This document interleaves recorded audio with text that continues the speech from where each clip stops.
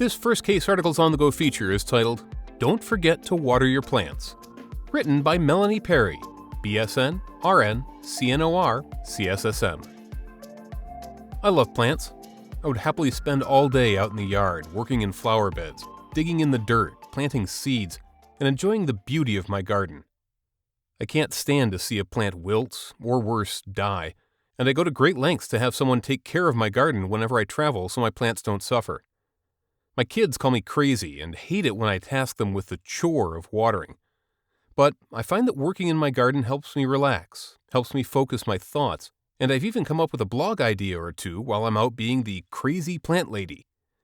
So when I ran across a meme the other day that showed a very dead-looking plant with a sign that read, "I'm not dead, this is just how I look," my gears immediately started turning. Sure, it's funny. Every plant isn't brightly colored, fragrant, or drop-dead gorgeous. Some just look kind of boring, and maybe a little dead. But knowing the difference is critical. Knowing how to take care of the various plants in the garden, watering them appropriately, fertilizing as necessary, and giving them the appropriate amount of sun or shade leads to healthy growth and happy plants. And, dare I say, a happy gardener. Why are we talking about plants? Because they make a great analogy to our staff in the operating room. No analogy is perfect, but there are several things we learn in the garden that we can apply to our staff. Know your plants, know your people. You can't know what your garden looks like or how your plants are growing or if there are any weeds that need to be pulled unless you're out in your garden, assessing what's going on. The same holds true for the operating room. There's no way that an OR leader can truly know what's going on in the department unless they're in the rooms, talking with staff, helping do the work, and paying attention. Yes, meetings are important, office work has to be done, schedules must be created, and decisions must be made. But if those leadership tasks monopolize your time to the point that you're never on the floor, then how are you going to know what's going on with your staff? Just like you don't know how your plants are doing if you don't lay eyes on them, you don't know how your department is running unless you see it with your own eyes. A visible leader with a regular presence in the operating room will be able to recognize when their staff no longer looks vibrant. Hopefully they'll recognize the wilting staff member before they give up and leave the operating room or the medical field altogether due to exhaustion, burnout, or moral injury. Investing in your staff, tuning into the cues that they may be struggling, checking in on them and asking how they're doing, and giving your staff a voice to offer suggestions for improvement can help prevent this from happening. Even cacti need water. Cacti are lovely succulents.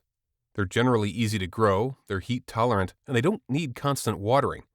Sure, they're a little prickly, but they're tough, resilient, and can stand up to pretty much anything. Sounds like our OR staff, doesn't it?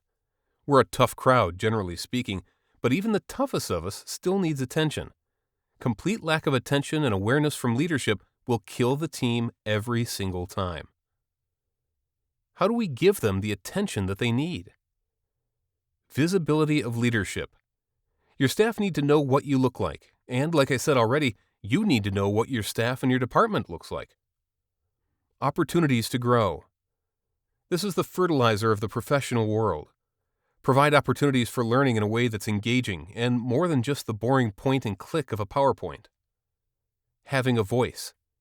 Empowering your staff to speak up, respectfully of course, and listening to their struggles and suggestions is a powerful way to help them feel invested in the success of the department. Everyone can have a bright idea.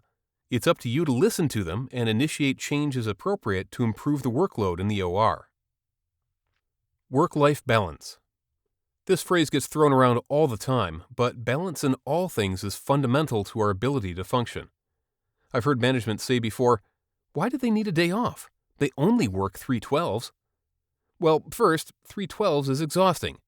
That person does in 3 days what others do in 8, and usually they're working longer than just 12 hours. But also, if a person regularly works 3/12s, then their scheduled days off are usually already full. Getting the gift of an additional day off, one that's usually taken up with work, can go a long way in giving employees a much-needed break. I've also seen staff get guilted into giving back vacation days and made to feel bad when they request a day off. Staffing sucks right now. It absolutely does. Guilt trips and lack of vacation time are not the way to solve this issue long-term, and they certainly won't buy you any loyalty from your staff. Pull the weeds.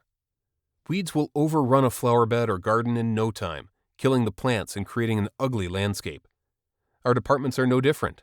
Keeping the weeds simply because we are short-staffed or afraid of conflict only allows the toxic employee to continue to poison the team. Tolerating the toxic employee only increases dissatisfaction with the rest of the team. It's not worth it. Water your plants. Pay attention, be visible, be present. Keep an eye on your staff and recognize the signs of burnout, exhaustion, or moral injury, and address them as needed to keep your team healthy. Invest in their professional education and growth. Listen to their feedback and suggestions to make improvements or changes when possible. And don't let the work in the office cause you to forget to water your plants.